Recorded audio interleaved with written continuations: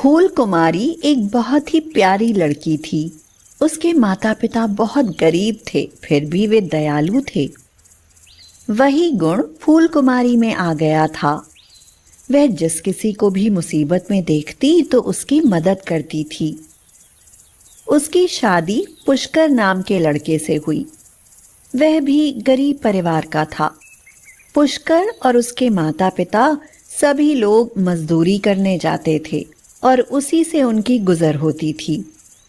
यहाँ भी फूल कुमारी का वही हिसाब था। अगर कोई उससे कुछ मांगने आ जाता तो वह उसे दे देती। कभी कोई पड़ोसन आ जाती और कहती, बहन, तुम्हारे यहाँ थोड़ी चीनी होगी? दे दो, आज हमारे यहाँ चीनी खत्म हो गई है। मेरा बेटा दूध के लिए रो रहा है, वह ऐसे दूध ही नहीं पीता। तो वह उसको कटोरी भर चीनी ऐसे ही दे देती। कभी कोई और पड़ोसन आ जाती और फूल कुमारी से कहती, बहू, मुझे 100 रुपए उधार दे दो। अपनी बच्ची की मैं दवा लेने जा रही हूँ, मेरे पास नहीं है।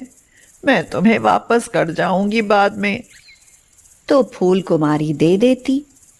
उसकी सास उसे डांटती थी और उससे कहती थी, तुमने क्या धर्मशाला खोल रखा है? हम लोग कौन से अमीर हैं? कोई ना कोई रोज तुमसे कुछ ना कुछ मांगने चला आता है और तुम उसे दे देती हो। फिर ऐसा होने लगा कि फूल कुमारी सबके सामने किसी को कुछ नहीं देती, लेकिन फिर चुपके से दे देती थी। पूरे मोहल्ले की औरतें इकट्ठे होकर जब बातचीत करती तो कहती थीं, ऐसी बहू हमने कभी नहीं देखी है। वह तो बहुत अच्छी है। इनके घर में तो लक्ष्मी आ गई है, लेकिन बेचारी बहुत तकलीफ भोग रही है। फूल कुमारी की इस परोपकार की भावना से उसकी सास और पुष्कर उससे बहुत नाराज हो जाते थे। एक बार ऐसा हुआ कि लगातार पानी बरस रहा था। सब लोग मजदूरी करने के लिए गए।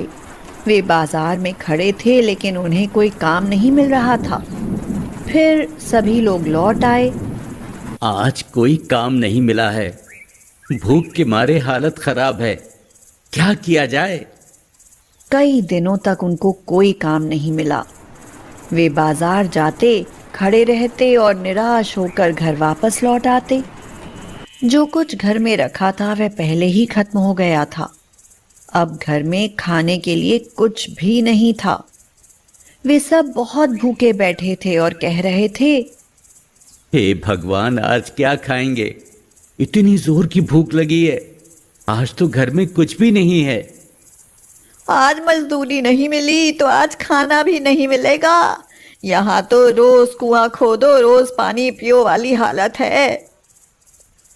तभी उसकी पड़ोसन पुष्पा आ गई। लो, आ गई कुछ मांगने। अरे भाभी, उदास क्यों हो? क्या हुआ? आज हमारे यहाँ कुछ है ही नहीं। इतना सुनते ही पुष्पा अपने यहाँ गई और दाल, चावल और सब्जी ले आई। अभी खाना बना लो, तुमने तो हमारी बहुत मदद की थी। अब फूल कुम्हारी ने चूल्हा जलाया। पहले उसने दाल बनाई, उसके बाद चावल बनाए, फिर सब्जी और रोटियां सेकने लगी। अम्मा जी, आइए खाना खा लीजिए। सब लोग खाना खाने के लिए बैठे ही थे। सब लोग बहुत भूखे थे। तभी बाहर से आवाज आई, क्या इस गरीब के लिए कुछ है? बहुत जोर की मैं भूखी हूँ। फूल कुमारी ने बाहर निकलकर देखा तो एक बूढ़ी औरत खड़ी हुई थी। बेटी, बहुत जोर की भूख लगी है। मुझे चक्कर आ रहा है, मुझसे चला ही नहीं जा रहा। मुझे कुछ खाने के लिए दे दो बेटी। फूल कुमारी चक्कर में पड़ गई। खाना तो थोड़ा सा ही है, जो इतने लोगों के लिए भी पूरा नहीं है। वो सोचने लगी, हे भगवान, मैं क्या करूं? इन बूढ़ी अम्मा को खाना तो हमें देना ही चाहिए। ये कितनी कमजोर है, भूखी भी है और खाना मांग रही हैं। इन्हें बिना खाना दिए मैं कैसे लौटा सकती हूँ? तब तक उसकी सास भीतर से आकर उस बूढ़ी महिला से बोली, खाना वाना कुछ नहीं है यहाँ। और बहू, तुम किवाड़ बंद कर दो, ज्यादा चक्कर में मत पड़ा करो। हाँ बेटी, मुझ पर थोड़ी दया करो, मैं बहुत दुखी हूँ। आज तो लगता है भूख के मारे मेरे प्राण ही निकल जाएंगे।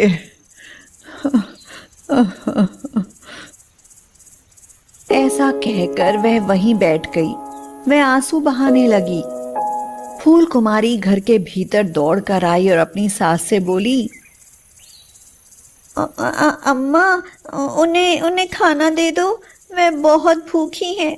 कहीं ऐसा ना हो कि उन्हें कुछ हो जाए।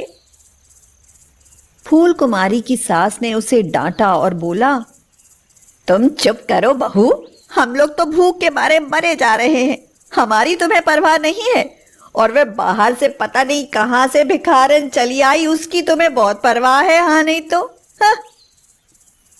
पर अम्मा, जरा सोचो, हमें भी तो पूरे 2 दिन हो गए कुछ नहीं खाया है, हमको भी तो चक्कर आ रहा है।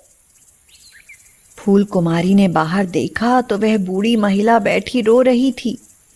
अब तो फूल कुमारी से नहीं रहा गया। अब चाहे मुझसे कोई भी नाराज हो जाए, मैं उनको खाना जरूर दूंगी।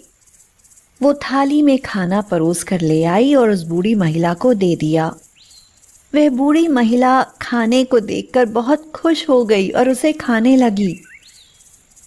यह खाना बहुत स्वादिष्ट बनाया है तुमने मुझको खाना खिलाया। तुम बहुत सुखी रहोगी। और खाना ले आओ बिटिया। फूल कुमारी मना नहीं कर सकी। वह और भी खाना परोस कर ले आई। बूढ़ी महिला को पता नहीं कितनी भूख लगी थी। वह खाना खाती ही जा रही थी और मांगती जा रही थी, और ले आओ खाना। फूल कुमारी दौड़कर घर के अंदर गई और खाना ले आई। थोड़ी ही देर में दाल चावल की पतीली खाली हो गई। सब्जी रोटी भी वह खा गई। भूख से बिलबिलाते हुए पुष्कर ने देखा कि पतीली खाली पड़ी है और कुछ नहीं रह गया है, तो उसे बहुत जोर से गुस्सा आ गया। उसने जोर से चूल्हे पर लात मारी और चूल्हा फूट गया। यह देखकर फूल कुमारी रोने लगी और बोली, ये तो चूल्हा भी फूट गया, अब खाना कैसे बनेगा। तुम परेशान ना हो बेटी, मैं ऐसा चूल्हा बनाकर तुम्हें देती हूँ कि वह कभी नहीं फूटेगा। उस पर खूब खाना बनाना और जो भी भूखा आए उसको खूब खिलाना। और उसने वहीं से थोड़ी सी मिट्टी उठाई और फूल कुमारी से पानी मांगा। उसने मिट्टी गूंधी और एक नया चूल्हा बनाकर रख दिया। बेटी, इस चूल्हे पर तुम खाना बनाओगी ना तो मुझे याद करोगी। तुम्हारे यहाँ कुछ नहीं है, तुम जिस चीज को बनाना चाहो उसका नाम लेकर चूल्हे पर पतीली रख दिया करना। ऐसा कहकर वह वहां से चली गई।